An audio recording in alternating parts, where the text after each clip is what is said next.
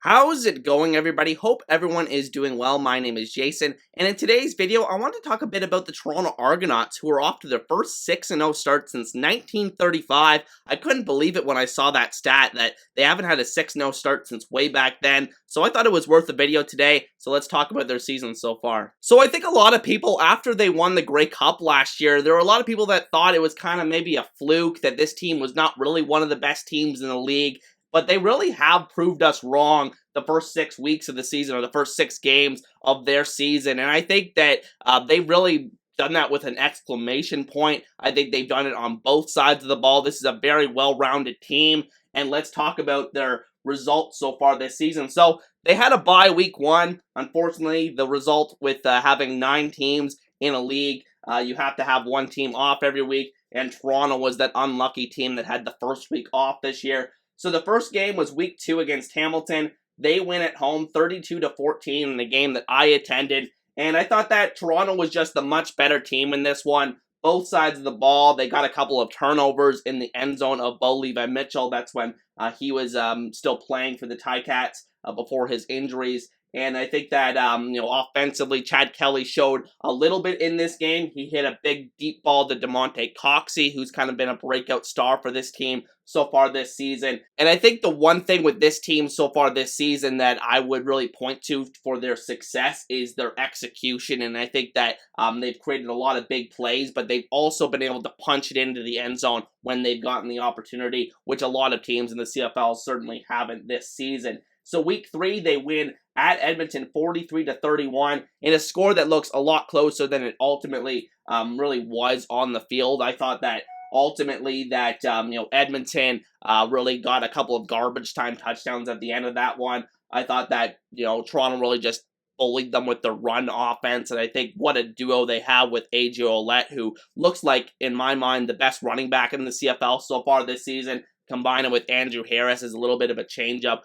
36 years old, Andrew Harris can still contribute a little bit, and I think that, that's been a really big advantage for the Argos so far this season. Complement that run game with all those receiving targets that they have, and they just have a really, really strong and balanced offense, as well as a strong defense, which doesn't show with the 31 points here, but again, garbage time allowed the Elks to score that many points against the Argos, which actually was a season high for the Elks. And then week 4, they win at BC, or at home at BMO Field against BC, 45-24. This was the game that they picked off Vernon Adams Jr. 6 times, and I think Roberson Daniel had a couple of interceptions in that one. And I think that ultimately they were the cleaner team in that one. They didn't play especially well on offense in that game, but I thought that they took advantage of the opportunities that BC allowed them to have, and ultimately they ended up really blowing out the Lions in that one, and that, to date, is the Lions' only loss of the season. I'm recording this before they play the Blue Bombers on Thursday night of week 9.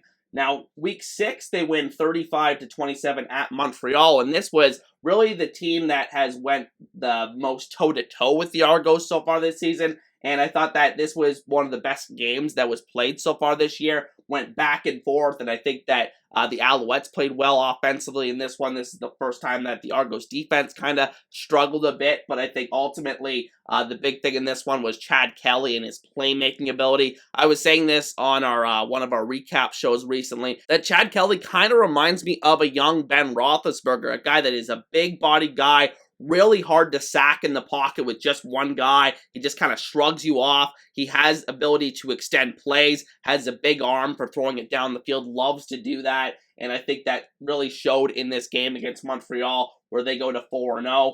Then week 7, they win 31-15 at Hamilton. Hamilton really didn't have much of a chance in this one. Toronto raced out to a 20-0 first half lead, and ultimately just hung on from there, really coasted the rest of the game. And I think that defense really did a really good job of keeping Hamilton out of the end zone in that one, and they did a good job of reaching the end zone themselves on offense. They don't really have a weakness on any side of the ball, including special teams, and I think that's really helped them this season. Just a really well-rounded team, like I said before. Week 8, they win 31-13 in the Touchdown Atlantic game against Saskatchewan that we just saw this previous weekend, and I thought that the Argos, this was the worst that they've looked offensively so far this season. I think Chad Kelly only had to throw for 122 yards, but I think at the end of the day, it didn't matter. The defense played amazing in that one, got a couple of interceptions, and ultimately they had a punt return touchdown. Special teams a big part of this equation here for the Argos early on this season as well. You know, Boris Beatty kicking field goals very consistently.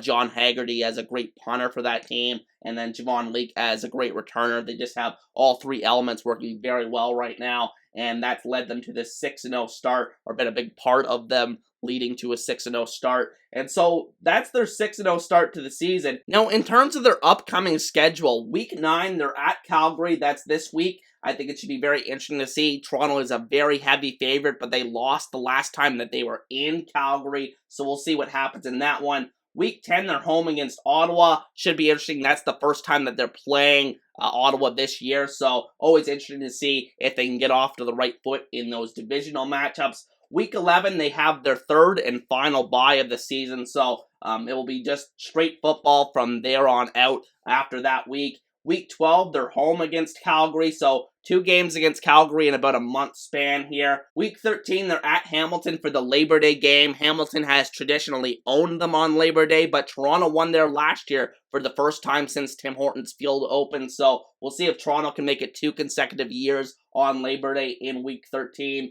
And then Week 14, they're home against Montreal, so I think that'll be interesting to see.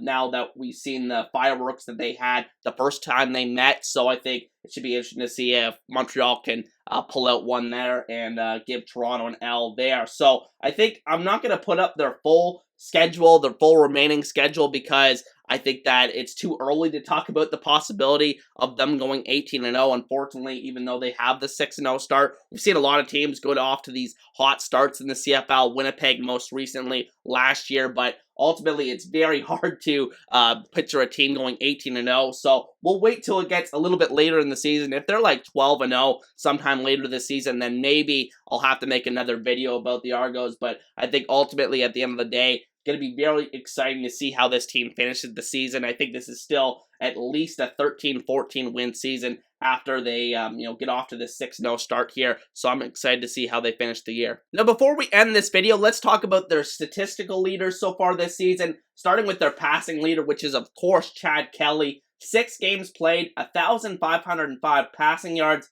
8 touchdowns, 4 interceptions, 70% completion percentage, to go along with 5 rush touchdowns. He's simply been amazing so far this season. Not quite on the same level as we saw from Nathan Rourke last year, but I think that Kelly has been excellent so far this season, been the breakout star of this CFL season, and arguably the favorite for MLP at this point of the season.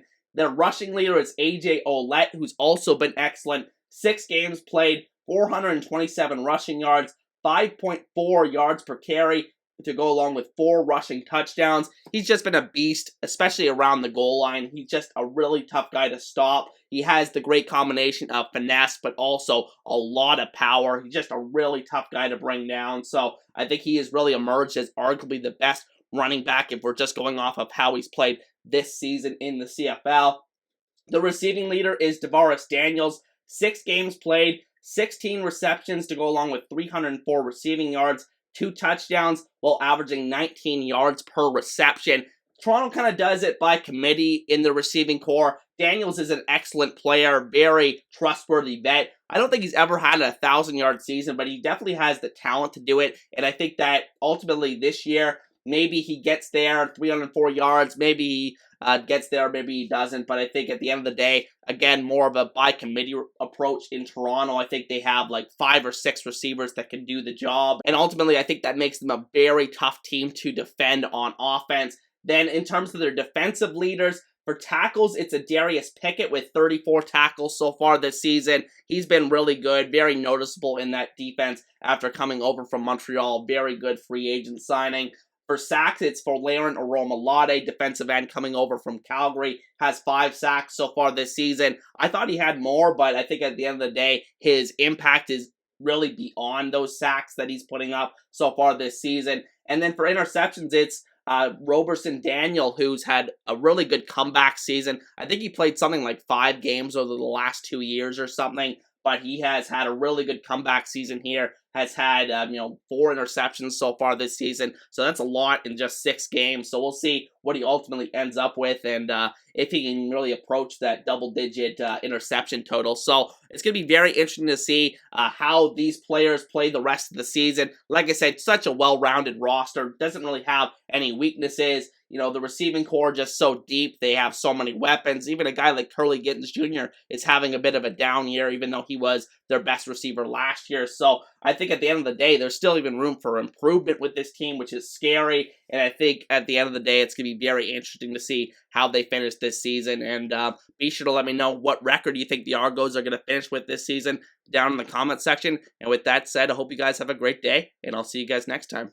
Peace.